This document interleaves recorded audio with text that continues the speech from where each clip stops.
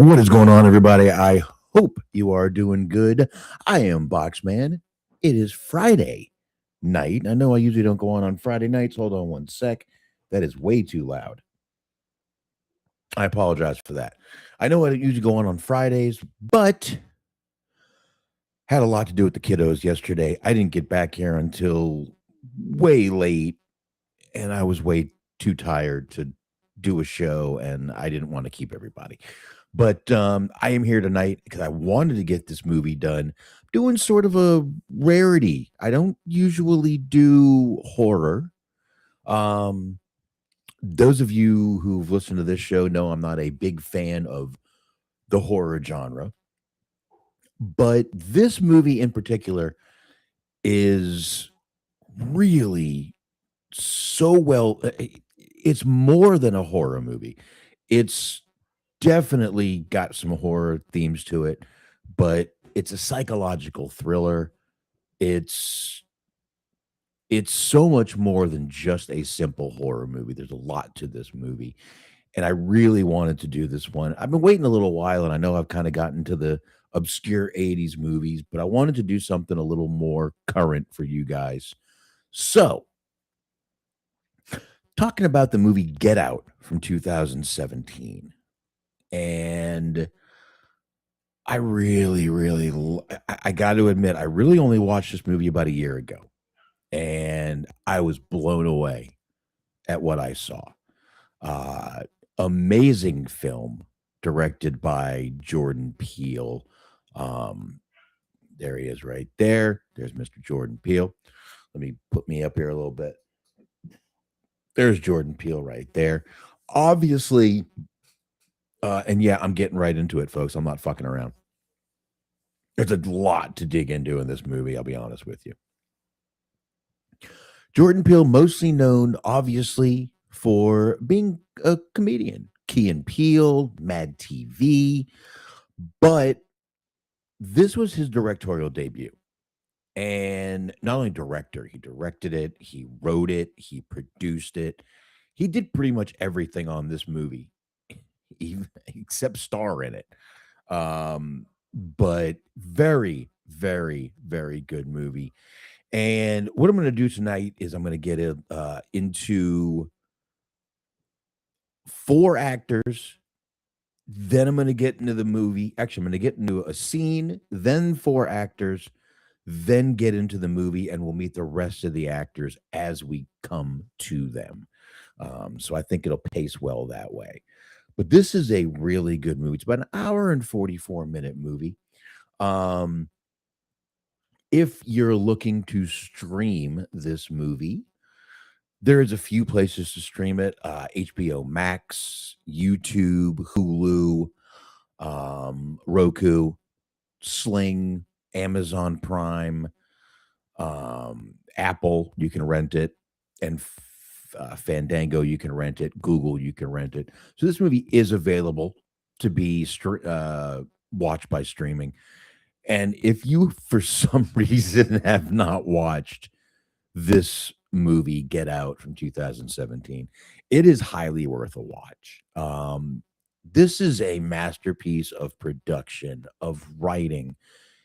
He did not write this quickly. It took him a very long time to write this movie, Jordan Peele. And it shows that he took a lot of care, the detail, the foreshadowing, the soundtrack was all so deliberate that it just made the movie even better.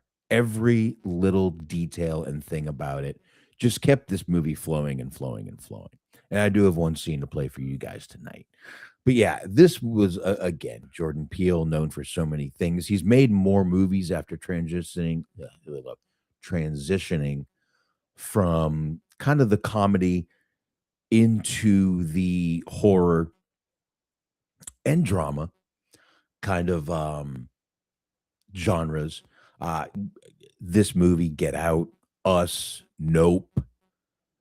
He basically founded Monkey Paw Productions, which this film is in association with Monkey Paw Productions.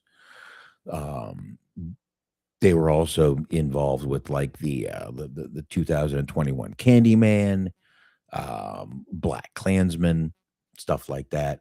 The Twilight Zone revival. He was actually the narrator, creator, and executive producer also of the newer that lasted from 2019 to 20, the sci-fi series, Twilight Zone. So that's pretty cool. But this is an amazing film by Jordan Peele here. So amazing that this film was amazingly successful. I'll get to the box office and all the success of the film in just a minute, but this film was so successful. Throw a little bit of did you knows at you here before we get into the actual movie. Became the first African American film writer, producer, and director to write, produce, and direct a film that earned more than 200 million. Now, when I get to the budget and box office, you're gonna be blown away by how much this movie fucking made. It's pretty intense how much this movie made. Now, this was a historic win. This was a historic movie and a historic win for Jordan Peele.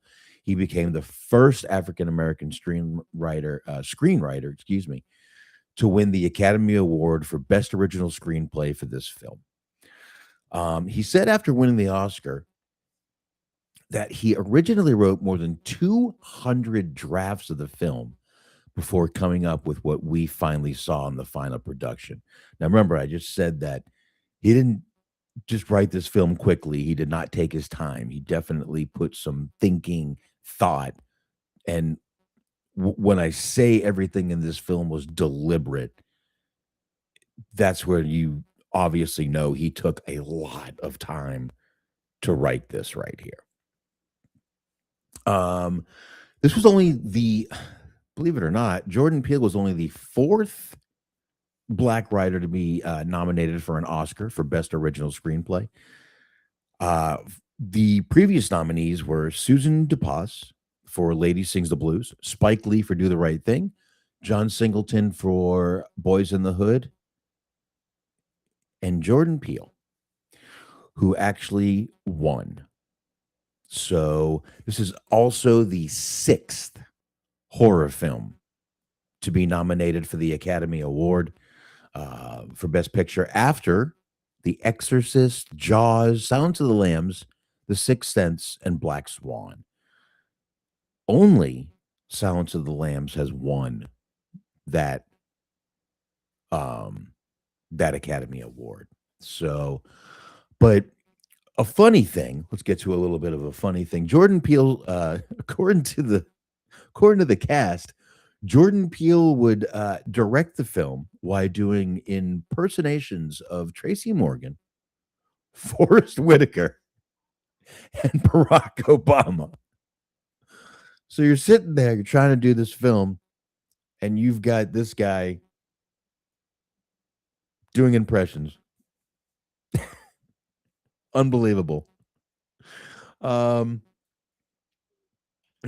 the title of this movie, Get Out, inspired by a stand-up routine that Eddie Murphy did in Delirious from 1983, which you guys are welcome to go back and listen to. Those are one of the it's one of the early episodes with me and Anthony back then. He joked about white people in horror movies that they stay in haunted houses where if a black man heard the words "get out," they would leave immediately. And that was one of the great jokes in the Eddie Murphy Delirious, which once again, me and Anthony reviewed, and Raw. You're welcome to go back and listen to both of those. Welcome to. So again, we talked about Jordan Peele being knownly. My God, what is wrong with me tonight? I'm not going to lie. I've had 2 shots. Mainly known for his career in comedy.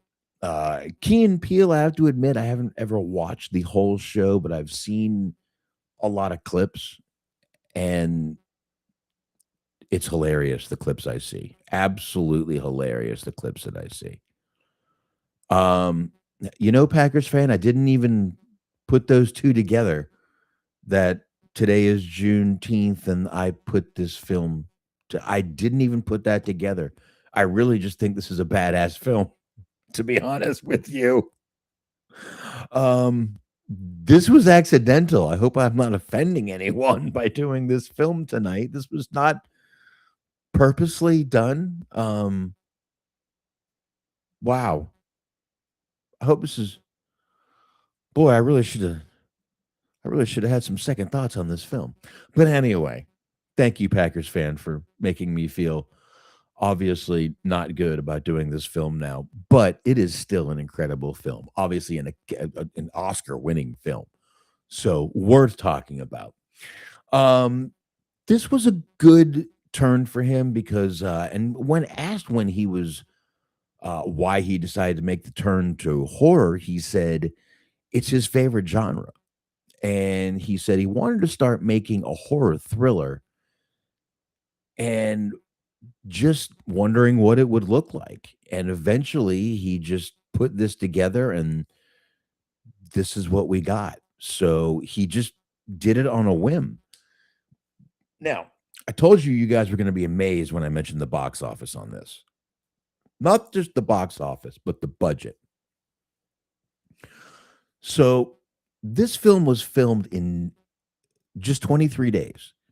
Now, if you really look at it, it wasn't filmed in very many places. It was filmed in one house and it was basically, a ride up there. There really wasn't that many film locations in this movie. So, filmed in 23 days on a $4.5 million budget, and this movie went on to gross over 255 million worldwide. One of the most profitable films of 2017. And if you really think about it, I mean, that budget is ridiculous for what this film made. And that's not even counting streaming and all the other, royal everything else. This movie was a definite, definite cash cow.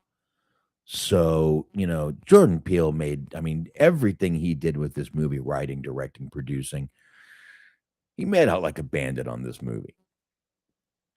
And, good for him. Good for him. Now, another kind of inspiration for the title of this movie was, according to Jordan Peele, it refers to what he hears black audiences yell in horror movies. Get out. So that's another one there. Now, now this film is very disturbing, and I said that a little while ago. But one of the disturbing things about this film is that there's a hypnosis scene, which I'm going to play that scene for you guys in a little bit here. And the disturbing thing about that scene is the fact that it's done with using just regular household objects. Simply just tapping a spoon on the side of a of a teacup, a teacup does what it does in this movie, which makes it it's almost like so disturbing it's believable. Which makes this movie just very eerie in many ways. But it's very eerie how that happens. And when we get to it, we'll definitely talk about it. Now, Chance the Rapper, I'm sure a lot of you guys know who he is. He loved this movie so much that when it came out, he literally bought out an entire theater just so people could see it for free. Not to bring his friends, not to bring people, famous people, just so he could bring people into the theater to see it for free. That's fucking cool. And by the way, if you want to know fucking cool, this is Sir Paul McCartney's favorite film. And yes, he is knighted. He is Sir Paul McCartney. Even if he wasn't knighted, I probably would call him Sir Paul McCartney because I'm a Beatles fan. And Paul McCartney's pretty much a badass. And I even liked Wings, the little band he was in. Great little band. So let's dig into this movie a little bit. Again, I'm going to get to a few actors right up front, and actually, I'm going to get to one actor right now.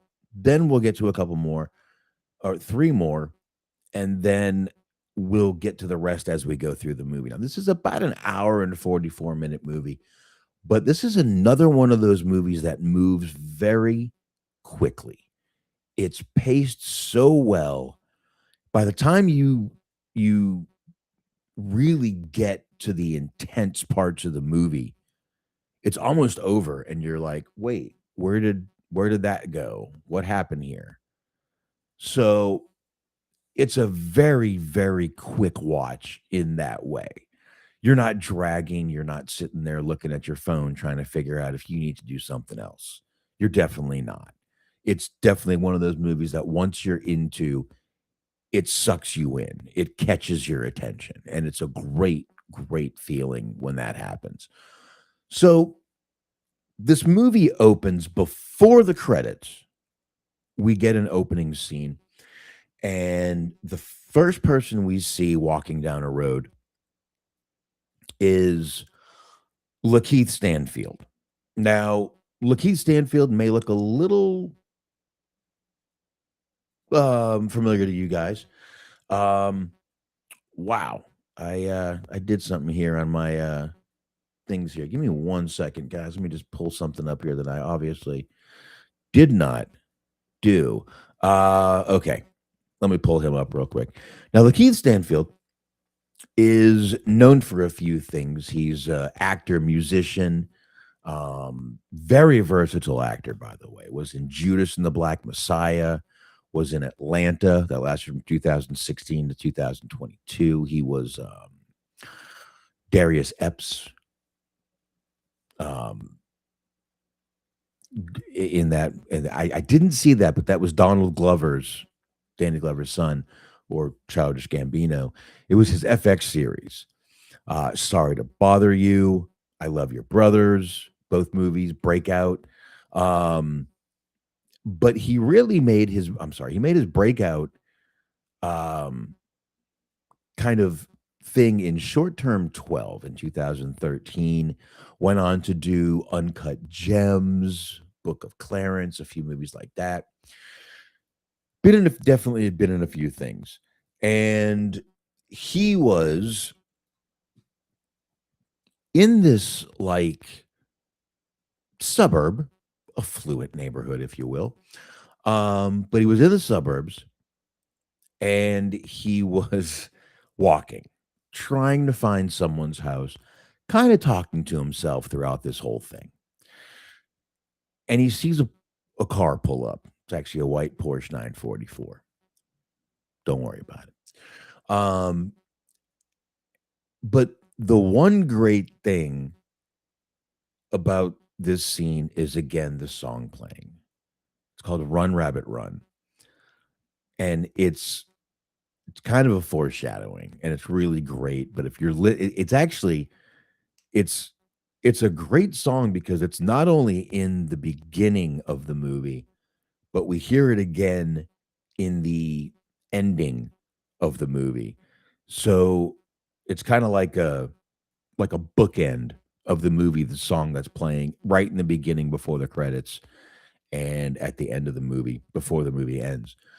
But we see him and he's walking and he's kind of like, just walking, talking to himself, looking for something, leaving messages on his phone. And he sees the car pull up and he's like, no, this ain't happening to me. He turns around, he walks away. But he turns around and he sees the car door open.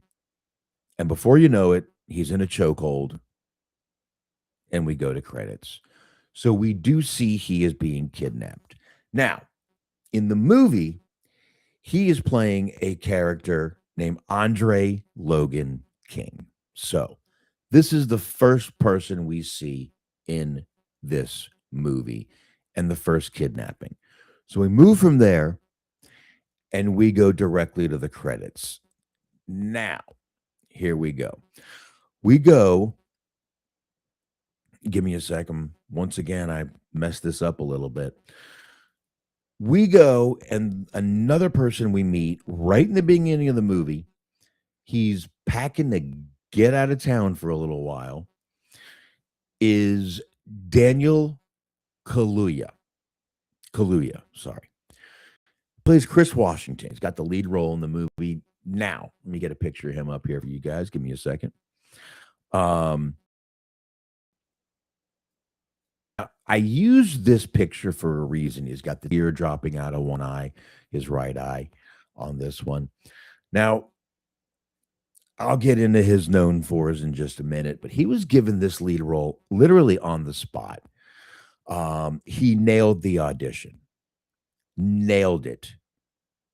Jordan Peele said that he did about 5 takes of a key scene. This was the key scene right where he was being hypnotized. And his character is supposed to cry. And for each scene, he was able to produce a single tear running down his eye at the exact same time he was supposed to on cue.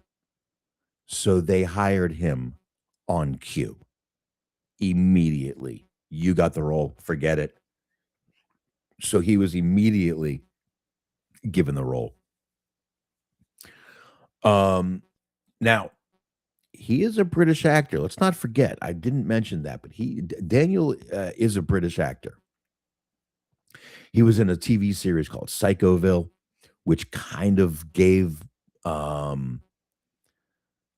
little bit of inspiration to this character, a little bit. But being that I mentioned Eddie Murphy was actually the first character that Jordan Peele had in mind to play this role, but decided A, he was too old, and B, when he saw what Chris could do on cue or what Daniel could do on cue, immediately went right with him. So a little bit of known for on Daniel. This was one of his breakout movies. That is definitely something to say. He did join a little bit of the Marvel universe. He was Wakabi in Black Panther. He reunited with Jordan Peele in Nope in 2022. He was OJ Haywood in that movie. And he's done some voice work again with the, comic book universe. He was Hobie Brown in Spider-Man Across the Spider-Verse, excuse me. So he's definitely done a lot of that, but does have a lot of roots in the UK starting in 2009. He was in Skins from 2007 and 2009. Then he just kind of moved on to here. So, but plays this part unbelievably great, and he is unbelievable in this movie. I don't think Eddie Murphy would have made this movie a fucking joke. I have to be honest. I I will honestly say this. This movie would not have been as successful if Eddie Murphy had played this part. I do not think it would have been. I do not 100% think it would have been. I call me crazy, but I don't. Now, next actress I wanted to get into real quick is Allison Williams, who we see right after we see Chris. And Allison Williams plays Rose Armitage in this movie, the girlfriend of Chris. She was in Girls from 2012 to 2017. She was in Megan 2022, Megan 2.0 just last year. Peter Pan Live, NBC's Peter Pan Live. She was the main character. True North Packers fan. Eddie Murphy is a terrible actor if he's not playing Eddie Murphy. You know, I mean, I love Eddie Murphy. I grew up listening, watching to Eddie Murphy. I just feel he has a character. It needs to have that comic relief to it, which this character doesn't. It needs to be it can be serious, but without that comedy injection to it, it's not gonna work. And this character who played and, Daniel who played Chris in this movie, there's really no comedy in this movie. Luckily, we do have a comedy relief, which I'm about to get to in just a few minutes here, but I I just honestly think Eddie Murphy would have given this movie a whole different tone, a different vibe, a different my god, a different pace. It wouldn't have moved the same. It just would not have been as I in my opinion, this movie would not have been as successful with Eddie Murphy in it. I think Daniel played this character to a T, unbelievably. When there needed to be worry, he was worried. When the tears needed to come, he didn't get one fucking tear. You guys will see when I play this movie, he is full of tears. Whether they're fake or not, I don't care. I don't care. This part that the part he played was perfect for him. But back to Allison Williams, I apologize. Um, so she again in Megan and all that stuff there, the perfection again, Peter Pan Live, fellow travelers, the miniseries. She's been in a ton of stuff too. And I did not put up a picture of her, but here she is. First time we meet her, she's in a donut shop giving off crazy eyes. Let's just put it that way. hmm That's right. Crazy eyes. Yes, I said it. She's giving off crazy eyes. Y'all know you guys know what I'm talking about. You guys know. Y'all know. You men know. You men know. The third actor we meet right away, and the last one I'm going to talk about right now, is Little Rel Howery. Now, this is the comedy relief we needed in this movie because this movie takes some again, I'm going to use this word a few times tonight. And if I overuse it, I'm going to go ahead and apologize in advance. Disturbing. Very disturbing, this movie. So, going to use that a little bit. So, if I overuse it, I'm going to apologize one more time. So, we see Little Rel Howery in this movie. Thank God, because we needed Rod Williams in this movie to be the comedy relief because as disturbing as some of the things in this movie are, you got Rod to kind of take your mind off of it every now and then with some very, very, very funny little parts. So Lil Rel again plays Rod Williams in this. He's a TSA agent and seems to be Chris's best friend in this movie. Now, he stated since he played a TSA agent in this movie, TSA agents constantly recognize him now because of this film's release. And a lot of these funny, oh God, excuse me, a lot of these funny lines that we hear in the movie, he ad libbed. So that is awesome. Now, again, he was the much needed comedy relief in this movie because it definitely needed to be a little bit because again, you got some disturbing stuff in this movie. So now we go through the credits after we meet uh Rod and we see Chris and he's packing. And as it's going on, we also see Rose, my dog's name. It just feels weird saying it for a person when I call my dog every day. So as we're going through here, we see Chris packing. He's packing for a trip to go to Rose's house. He's going to meet the Armitage family. Okay. She invites him up. Her dad is Dean. Her mom is Missy. We'll get to those actors as we go to it a little bit. Um, and they start driving up. Now, as they're driving up, Chris asks one question before they leave. Did you tell them I'm black? And she says no. And he goes, oh, this is going to be bad. This is going to be bad. And he tells her. They go anyway. Now, as they're driving up, this was one of the scariest scenes I've seen in a fucking movie, to be honest with you. They're driving, they're talking, and out of nowhere, you get the jump scare. They hit a deer. And it is one of the scariest goddamn things you're ever going to fucking watch it. You're just not expecting it. And out of nowhere, boom, a deer, which already has this movie creeping you out a little bit. So we get to it and they start meeting. They get to the house and they start kind of meeting the family. And we meet Dean Armitage, the father. That is played by Brad Whitford.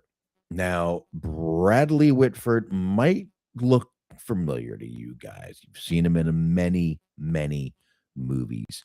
He never plays a good guy. Never. Never. He was in The Handmaid's Tale, um, Cabin in the Woods, Scent of a Woman, Philadelphia. But the film most people will know him from, if you look at him closely, he was Eric Gordon in Billy Madison, the guy he debated and went against in school. He was the shitty guy from Billy Madison. That's where a lot of you are going to recognize him from. But he's done a ton of stuff. He's been in a bunch of things, and he just never plays the fucking good guy. He's got that scumbag look, and he pulls it off really well. Now, the mother, Missy, is played by Catherine Keener. Catherine Keener is a two-time nominee for Best Supporting Actress, being John Malkovich and Capote. She does have some primetime Emmy Awards for An American Crime. Been in just a ton of Into the Wild, Senate New York, The 40-Year-Old Virgin. She's just been in a ton of things. And she plays the mother of Rose, which is a very creepy character. She's a psychiatrist, therapist in this movie. And she is so creepy as we go through it as Missy Armitage in this movie. But it's really great seeing the whole kind of character arc she takes in this movie. So they get there, and the dad seems he's warm but overly nice. Almost like he's performing. It's a great word. Almost like he's performing a little bit.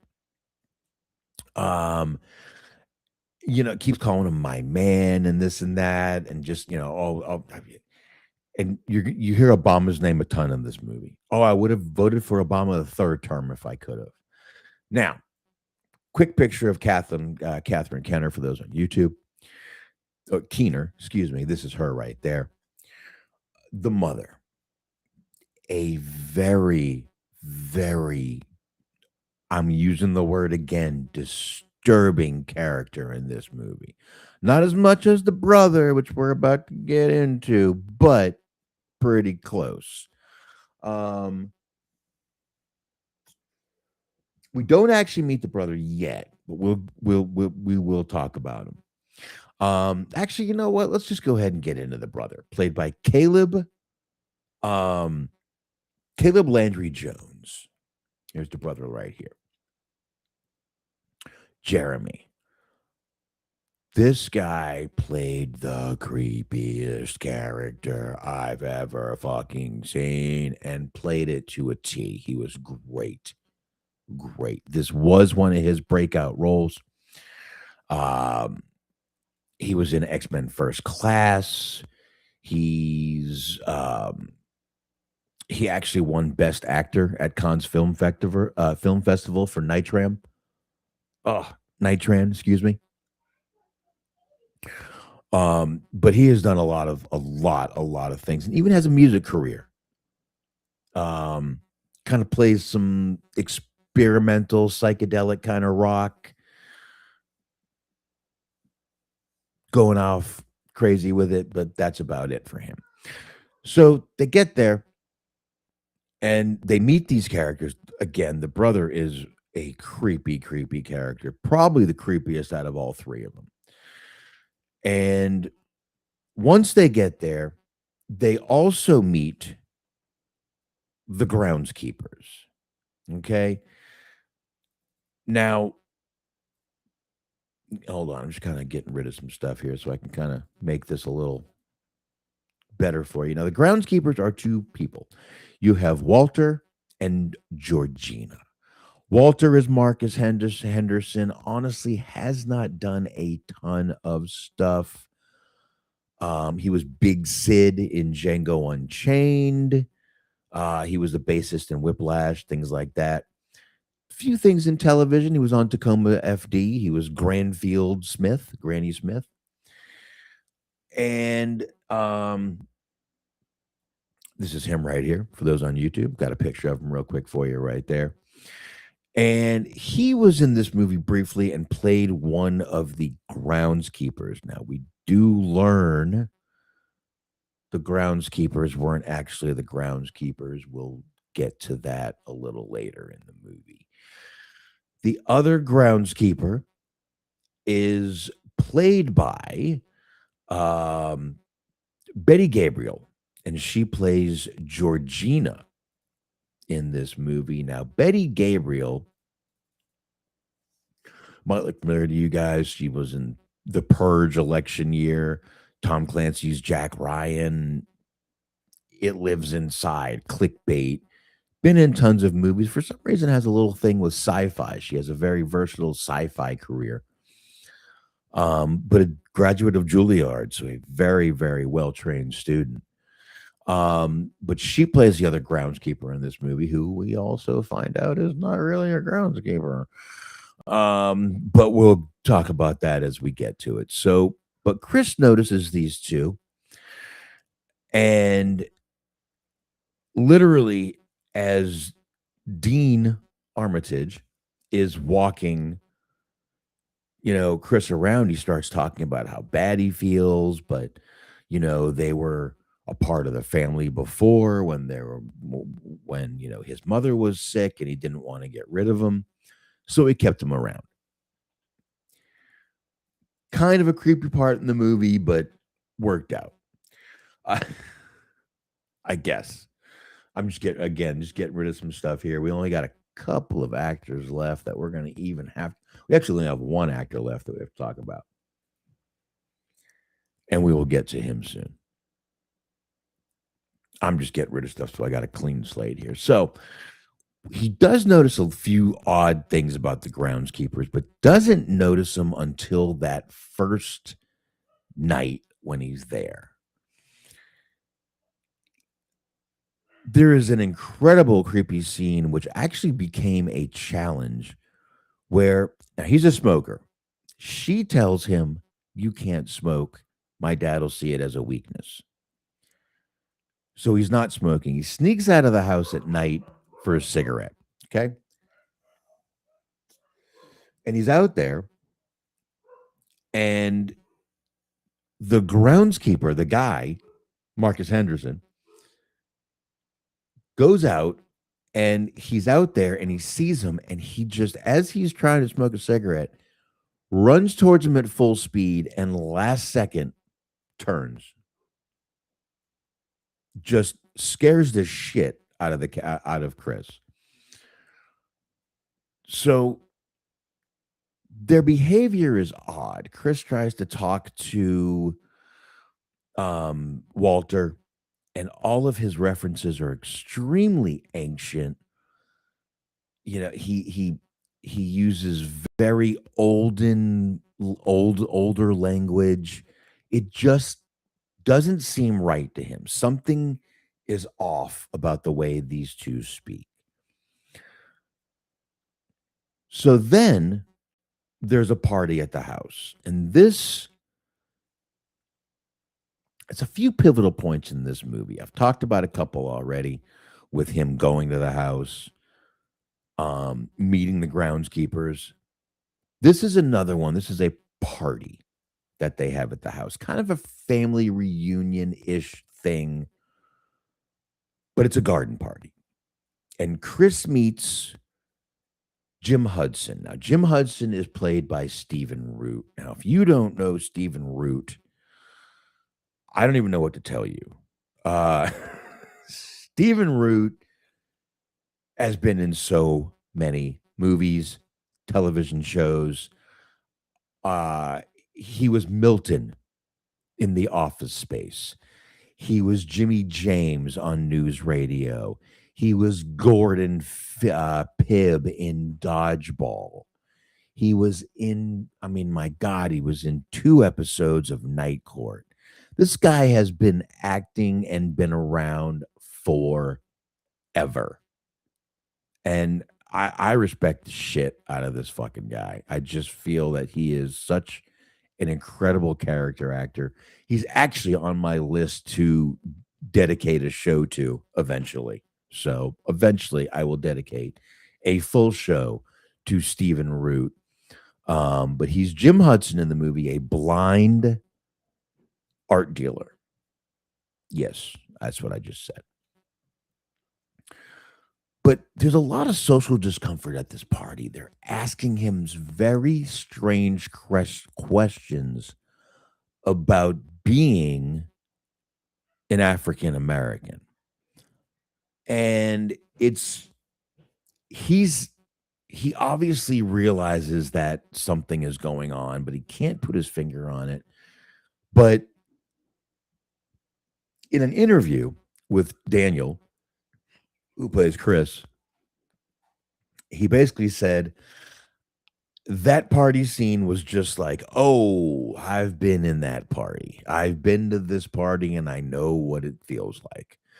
So this party was not very different for him from probably what a lot of people is. They're asking him questions like what it feels like, the black experience, the this, the that, basically digging into what it's like to be an African American. Now we find out there's ulterior motives to these questions, which we'll get to in a little while. But he sees or meets someone at this party named Logan King. Now, we did talk about him in the beginning. He's right before the credits happen. And he recognizes him, but he doesn't, but he takes a picture of him. Now, when he snaps the photo of Logan, who he keeps saying is acting very weird, and he is,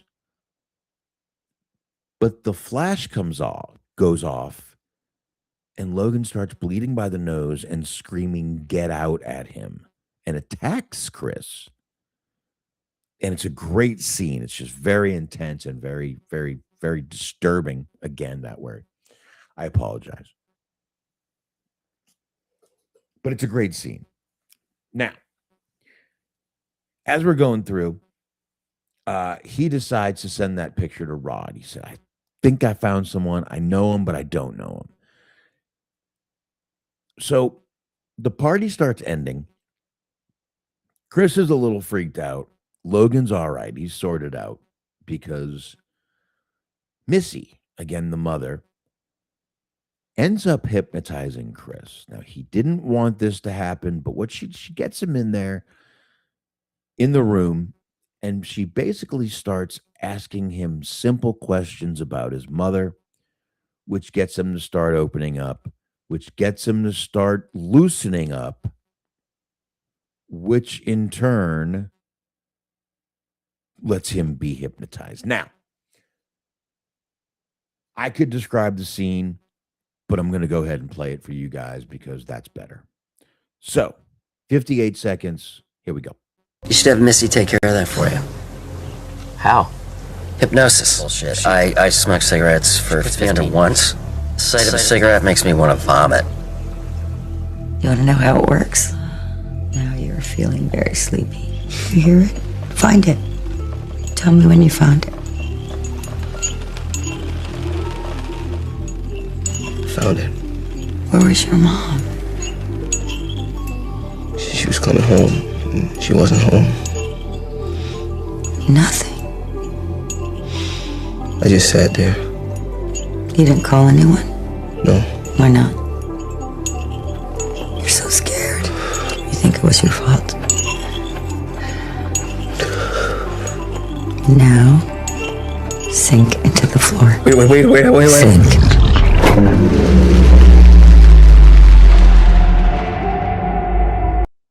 So you see he's just floating off there. Now, I didn't want to ruin what she was talking to him about. She was talking to him about his mother. She kind of coerced him into talking about the day his mother died, where he didn't do anything. He felt guilty about it. And she uses the spoon and the teacup, which again makes this so disturbing that you can just use regular household items to do something like this. Almost makes it like oh my god, I'm not even sure the word to use, like believable. Like, I mean, this could be done if you were that type of person. But he completely loses control. And I don't know if this is on everyone, but I have this movie subtitled. And in the subtitles it has part of Jordan Peele's explanation on where she just sent him, which is the sunken place. It's a brainwashing technique. So the body can basically be hijacked by another person. It's a kind of hypnosis which separates the consciousness of the victim from complete control of the body. So basically, you're there, but he even says he's almost paralyzed when this is happening. He can't move. And it's just ridiculous. So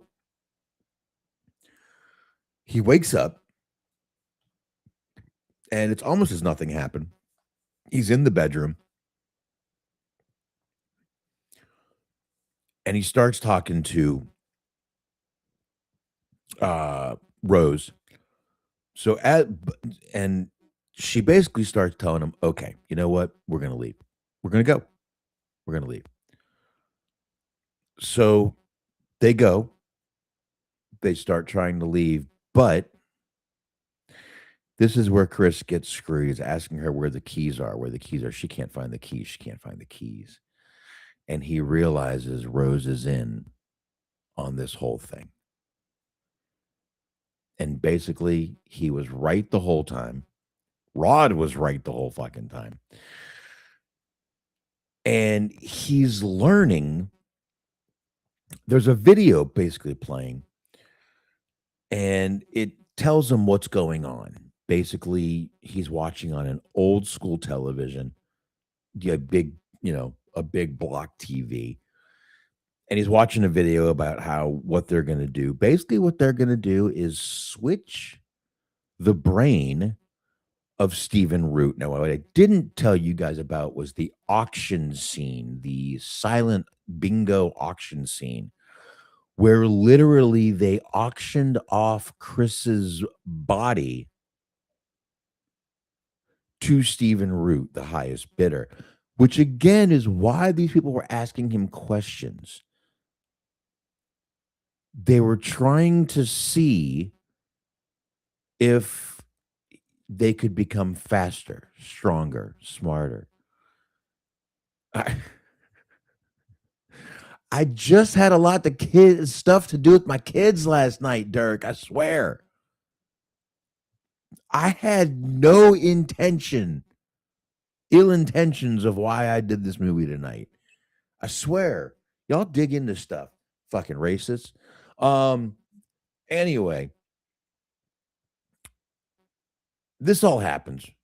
He knows Rhodes is in on it, and Missy, the mom, taps the teacup again, and boom, back into the sunken place he goes.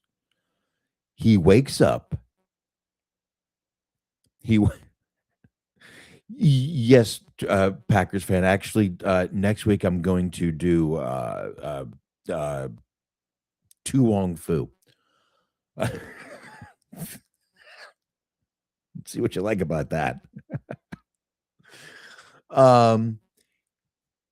He wakes up, and again, he's watching the movie, realizes what's going on, and they're literally taking his brain and putting it into, or their brain and putting it into his body. So they're using his body. And it's a creepy, creepy thing, but it's a very, very great interaction between him and Stephen Root. Again, Stephen Root is just such an incredible character actor. Now, Chris finds a cool way to escape. He rips the chair enough to where he rips the chair enough to where there's the cotton filling sticking out, and he shoves that and he plugs his ears. So when they do the sound again, he's not really going out. Don't know if it would actually work, but it's pretty fucking cool. And then what we get is Chris literally goes after everyone. The first person he goes after is the brother, Jeremy, because he's in the room with him. So he first goes after Jeremy and he takes him out. Then the next person he goes after in fucking Craven the Hunter style is the dad. He goes after the dad, gets him with a pair of deer antlers that are on the wall, a deer head, gets him. Thought the brother was taken out, but he has to take out Jeremy again, and he just basically stomps him with his boot, kills him, kills the mother, starts to go out. Rose hears it. On his way out, he does something I never would have done. He accidentally runs over Georgina. He puts her in the car because he feels bad that he hit her. Well, we realize what we've known throughout the movie. Georgina and Walter are nothing but her grandmother and grandfather in different bodies, which is why they fucking spark out every now and then, say crazy things. So both of them go after him. Now, Walter does end up helping him in the end because he snaps the picture of him. The flash goes off, and eventually he ends up shooting Rose and takes himself out also. But one of the funniest things in the film, and I didn't mention it, and I will right now, is when Rod figures out what's going on, because throughout this film, Chris is texting or calling Rod secretly a few times throughout it. And one of the times that Rod goes to the police station and tries to tell him what's going on, they literally, and by the way, Dirk, I like that you changed your name to Dirk 182 after last week's show. And literally they laugh at him, and it is one of the funniest scenes in the movie is the cops laughing at him because he thinks they're making him into a sex slave. That's what he thinks. So end of the movie comes up, and he's out there, and he thinks the cops are pulling up, but it ends up being Rod pulling up. And basically Rod saves the day.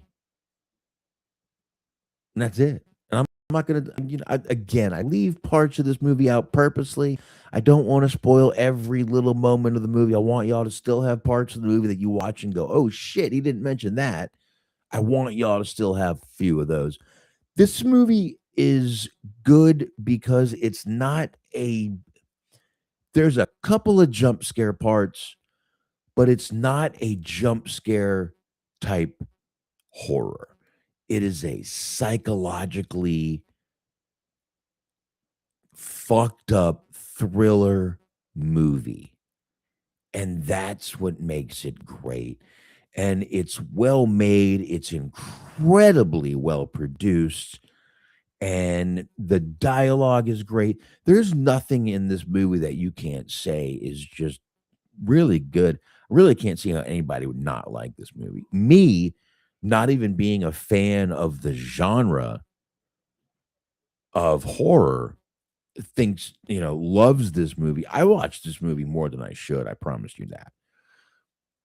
But I love it. I just think it's an incredible movie. It's well made, well produced, well put together. He wrote over 200 rough drafts of this movie. This movie should be perfect, and I feel this is one of the movies that is pretty close to being perfect. So, on that note, I'm gonna go find out why my daughter is screaming, and I'm gonna wrap this up. I will be back next week. I do not know what I'm doing. I'm not really gonna do Tu Wong Fu, but I appreciate everybody listening. I will talk to everyone next week. I hope y'all enjoy the weekend. I will be back next Thursday. Doing this show 8:30 p.m. Eastern time right here on YouTube. So there you go, folks. Y'all have a good one. Appreciate it. And like, subscribe, and I will see y'all next week, 9:30 p.m. Eastern time.